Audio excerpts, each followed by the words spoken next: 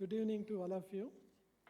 Most respected former DDG Extension, Dr. P. Das, and beloved current DDG Extension, and very dynamic leadership which he has been providing for the frontline extension system of India, Dr. U.S. Gautam, and my senior friend and very close friend of mine for the last 2 decades or so, Dr. Chandrasekhara, and my director colleague, Dr. S.R.K. Singh, most respected seniors who are off the dais. Next 15 minutes or so, I'm going to speak about one of the most interesting yet the most impactful intervention which is waiting in the wings for complete integration into the extension systems, not only in India, but across the globe.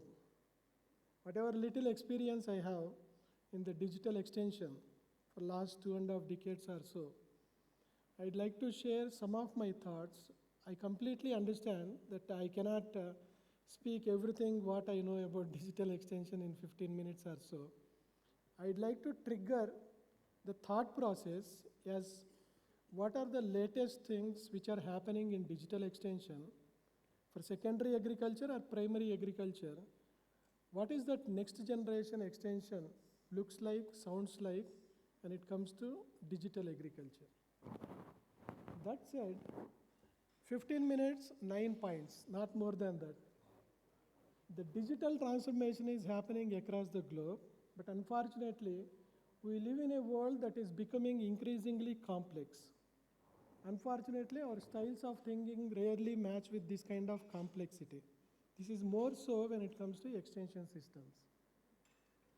So I just wanted to give a couple of slides on what kind of untapped potential is there in the agri-food system digital transformation. Mind-blowing numbers. Then 2 slides on next generation farms and farmers, which are never going to be the same as the farms and farmers whom we have been dealing with as extension professionals in last 6 decades or so. And enough of digital extension is spoken about, talked about, implemented, piloted in last 30 years or so in India. We need next generation digital extension. I'm not even talking about next generation extension. And the jargons to actions when it comes to the emerging technologies, I'd like to give few practical examples while I was working with United Nations for a couple of years for International Fund for Agricultural Development. And I can assure you that whatever I am going to speak about the emerging technologies is practically proven in the context of smallholder farmers. And then the digital integration. This is the most important thing, often neglected area. Then one of the closest topic which is close to our honorable DDG extension, Dr. U.S. Gautam, is the data-driven extension, wherein which KVKs or any extension system is at a stage where they need to record or regret. Then something which is happening in non-agri-food system, particularly in commerce, health and education, which we need to embrace, and which is the topic which I have chosen to speak about, is platform-based extension, wherein which we need to upgrade the digital collaboration which is happening across the stakeholder organizations. A couple of slides on digital innovations at KVK level, what could be done and what is being done. And finally, maybe 2 slides on way forward, 5 or 6 recommendations, not more than that. And I will not get into the details. We have so many threads of digital extension, digital agri transformation, which is proven to be successful across the globe. I will only give one thread, which is about mobile and cloud computing based extension delivery mechanisms in Africa and Asia. If 275 to 350 million farms gain access only to the mobile and cloud computing based extension advisory services, it is quite possible to increase This is what the World Economic Forum 2018 empirically has recorded, is 250 to 500 million tons. Not only that, someone was mentioning in the morning, 20 to 65 million tons of lesser like wastage of the food. And I am yet to see another extension approach wherein which 3 to 6% guaranteed increase in total production market value at smallholder farmers level, which would contribute to 100 to 200 billions. I am only talking about mobile and cloud computing based, personalized, time critical, mission critical extension advisory services. We all know that there are some empirical evidences which were put forth by so many like researchers, like some of you are sitting here, which states that in isolation, if you undertake the digital extension services, your impact, outcome, and output is very, very limited, except for academic purposes and also to showcase our presence in the digital world. It will not contribute to the increased income levels of the smallholder farmers. It is in that context, there are so many studies which were conducted on embedding, integrating, enveloping the extension advisory services with the time critical inputs. That is something which would contribute to, on an average, 57% increased income levels. These are all proven, like I don't want to speak poetry and imagination here. And unfortunately, the extension systems are not even aware of the kind of like transformation that is happening in agri-food systems. Like next 5 years, we may be required to speak about alternate proteins at consumer level, food sensing technologies, maybe at value chain level, blockchain technologies. Are these only jargons, or actually these kind of technologies are proven to be successful in the extension delivery mechanisms? That is something which I wanted to speak about. You open any recent extension like publication or maybe conference proceedings, you will find that at least half of them would be contributed towards a digital extension. But we are happy with our publication in a couple of journals or maybe conference proceedings. We need to move away from doing the right thing is wrong. We have been like stereotyped in our thinking to think about digital extension means develop an app or a website or a portal or an expert system or a CD or a WhatsApp group. We need to think beyond that.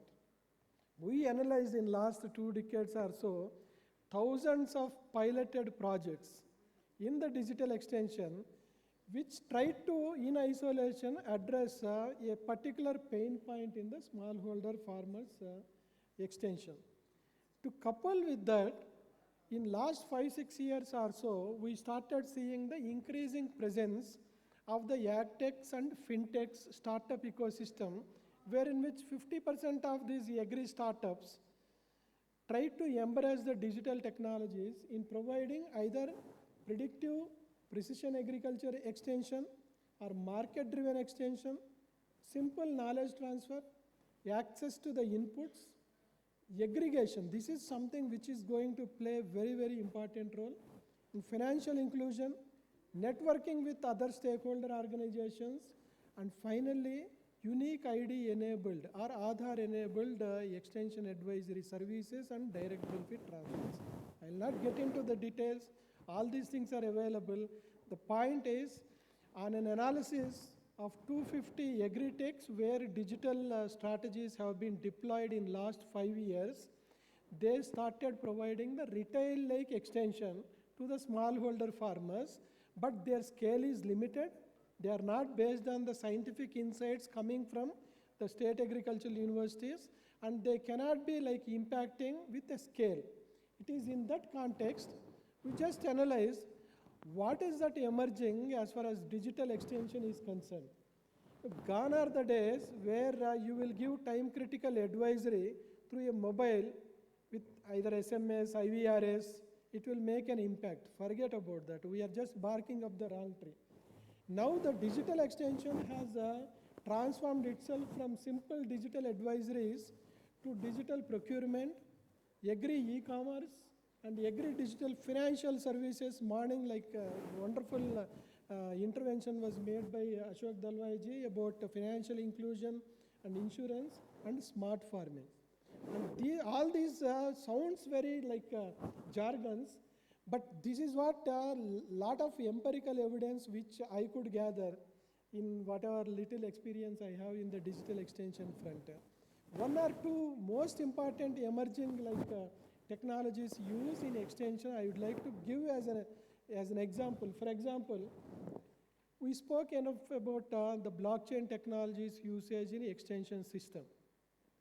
And 6 months it takes, not more than that, to completely integrate the complete value chain players on one digital platform with complete traceability, which is not QR code based or maybe barcode based. It is simply based on the blockchain technologies. This was done in collaboration in Turkey, in collaboration with Ferrero Rocher. You must be knowing the chocolates for the hazelnut smart farms in Turkey. All it took was not more than 6 months. What is required is not higher investment. What is required is the manpower and also the kind of commitment which at present I can say that the current leadership of ICR and the extension system and DAC have been focusing on. For example, organic Sikkim or maybe for secondary agriculture, you are talking about processing value-added services and lack of marketing opportunities.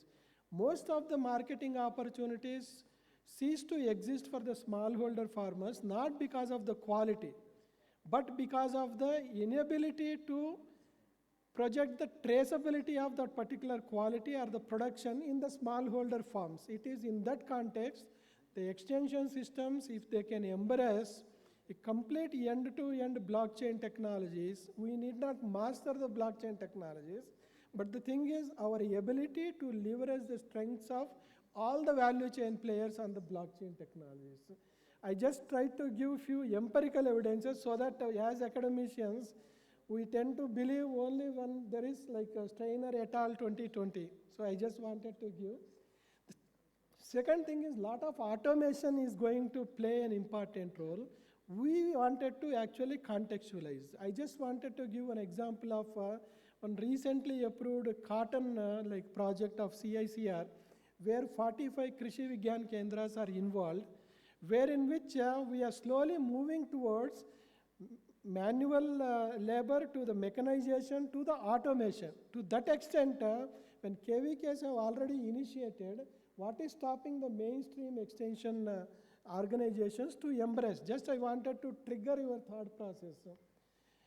A smallholder farmer in Bangladesh with the Geo Potato project can actually assess the late blight of potato incidents with non-invasive techniques.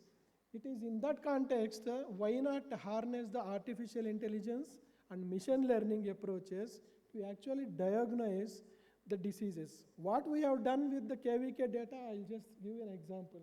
Second thing is, nowhere in the world you will see that in the context of the smallholder farmers, 3,000 unmanned aerial vehicles, drones were given in order to provide the hand-holding and the frontline demonstrations in 75,000 hectares, except as in case of India.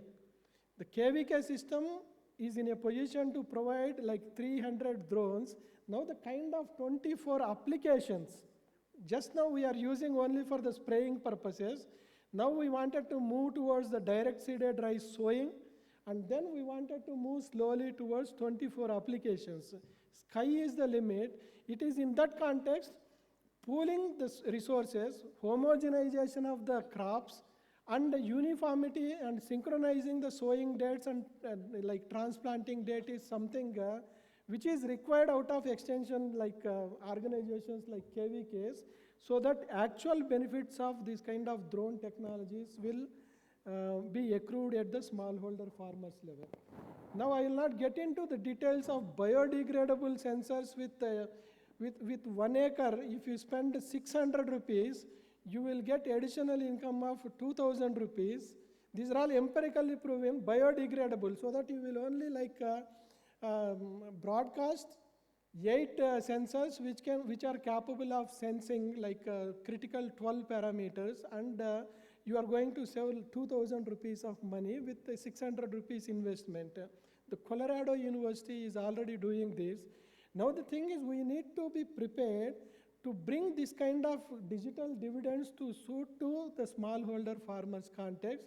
If not we, who else is going to like transform the agri-food system with the kind of digital innovations which are already tried on pilot basis? It is in that context, it is not that individually you and me will, as ICT champions, can make a difference as a whole. We need to come out with what is known as a full stack platform-based extension approach. This is something which I wanted to develop for next 3 or 4 minutes or so. Now we are all aware that the government of India wanted to build up what is known as the agri-stack. So in the agri-stack, every single organization, whether public sector or private sector, is going to play an important role. The KVK systems very, very specifically, and the State Department of Agriculture with core registries and core directories of direct benefit transfer, farmers details, and Jandhan Yojana and GPS coordinates, soil health card status, linked to the crop profiles. You stand somewhere in the field in the hinterlands of Madhya Pradesh, you will get, based on the variety and based on the crop, you will get the fertilizer like recommendation. It doesn't stop there. The Aadhaar-enabled fertilizer distribution system, which was initiated as a pilot under National E-Governance Program 2.0 Agriculture, exactly, either it is E-Parwana in Maharashtra or the Aadhaar-enabled fertilizer system in, so linking the input supply with the recommendations of extension advisories is something which will be a possibility with full stack platforms. That is the great vision which the government of India is having. Are we as extension organizations willing to take this kind of challenge, at least to pilot what best could be done? For every single extension organization, in the full stack thinking, we have our own role. At times we may be having smaller role or a bigger role, but for example, the KVK system integrated advisory stack, if you see, coming out with one beam kind of interface. We don't want 238 mobile applications on ICR website. We want one interface like Beam or Paytm, which pulls the information, which is highly personalized, farm specific, time critical, and on 28th day, if you want to go for the herbicide application, I exactly have your soil characteristics, and I exactly have your sowing date, transplanting date, exactly it will get delivered. This is the kind of pilots which we have seen in Zambia, Zimbabwe, Mozambique, Northern Uganda, and Tanzania, 5 countries, way back in 2013 with feature phones. The morning someone was, Chengappa sir was mentioning about receipts, warehouse receipts. Now the Juna vouchers, which was piloted in 2013 in these 5 countries, stated that it is quite possible to give the extension advisory and in time critical inputs on credit basis with the Juna vouchers and coupled with the insurance. Now some of this will not fit into our mandates. That's why the kind of platform-based approaches where whatever role we are playing, we will play. Whatever role an insurance player is playing, he will play effectively, so that at the end of the day, all these extension critical advisories and services will reach out to the farmers, the place at which he is, the pace at which he wants. And it is in that context, what is that we can do? We will start with what is known as the digitalization of the data and the data at the entry level. For example, we have 4 kinds of data which we are very well versed with as far as KVK is concerned. And if only we can harness, play with this kind of data. For example, other day Honorable DDG was mentioning 12 years of data if we have, we can play with the that kind of OFT, FLD and technology performance data. So that right now we are discussing about descriptive extension and diagnostic extension. we will be in a position to reach out to the predictive extension. That is something which is possible if only we are going to be part of that kind of platform-based approaches. Now the thing is, problem is, I am expert in extension, you are an expert in digital extension, another person or manager is expert in digital extension. We are all working within the boundaries of our mandated activities. Now the kind of digital platforms which are emerging out of the kind of agri-tech analysis which we have made, in last 5 years, you as a organization will be compelled to be part of the greater digital platforms. Either we will perform or perish, that's all, nothing more than that. It is in that context, as ICR, as KVK, as Atma, what is that we need to do? As private extension, what is that we need to do? Whatever we are doing with the digital extension, we will start building the complementary services in collaboration with the other organizations, so that slowly extension advisories, for example, one example I tried to give, when it is linked to geolocation, the more number of services could be provided to the smallholder farmers. When it is linked to the financial inclusion, you think about the empowerment and the welfare which we have been talking about.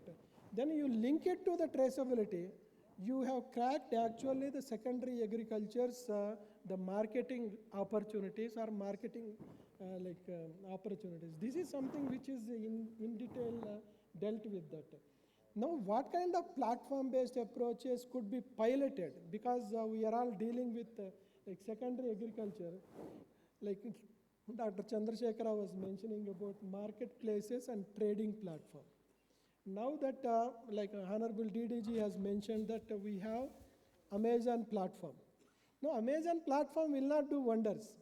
The complementary services in terms of bringing the buyers and sellers, farmers, all those people together, and the kind of soft skills which are required doesn't exist in any other organization except for the frontline extension like KVK, or the kind of support services which are already being provided by Atma because of the DBT crop profile base. That is something.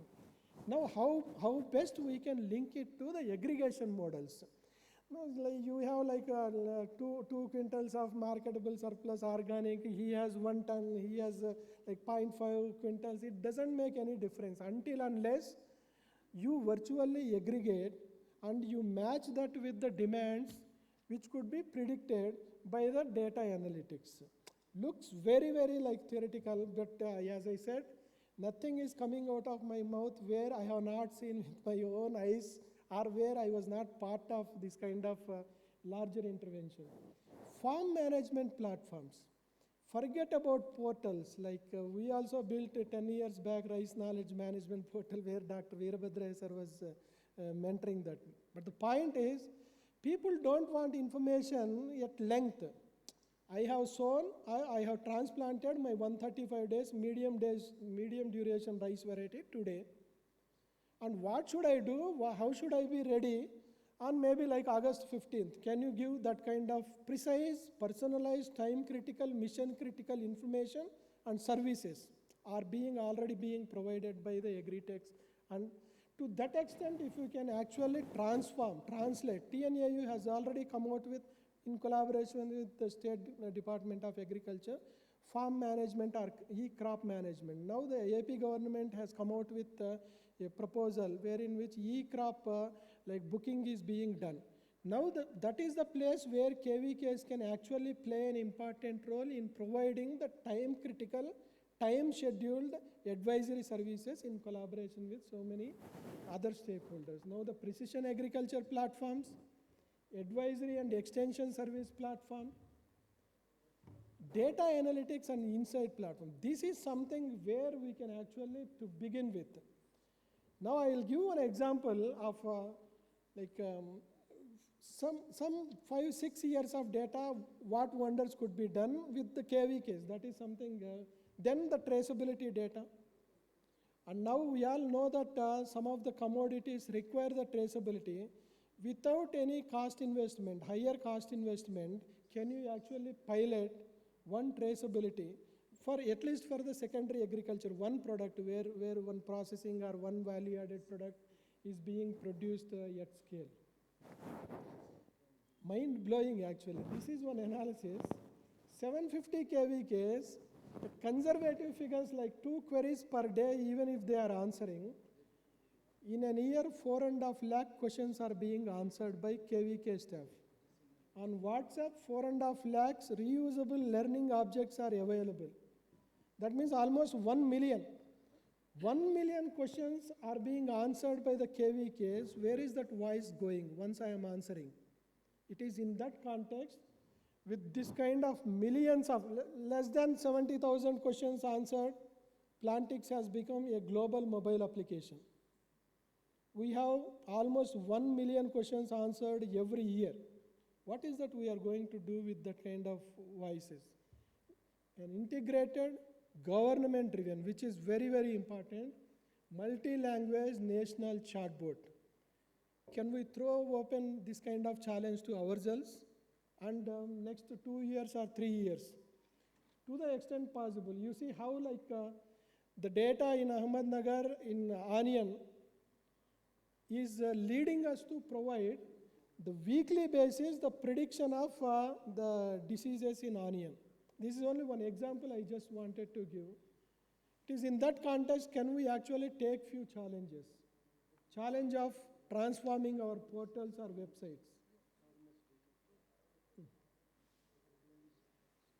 Transforming our capacity building from MOOCs to the mobile-based. And it is in that context, the KVKs can have the tremendous opportunities to transform themselves.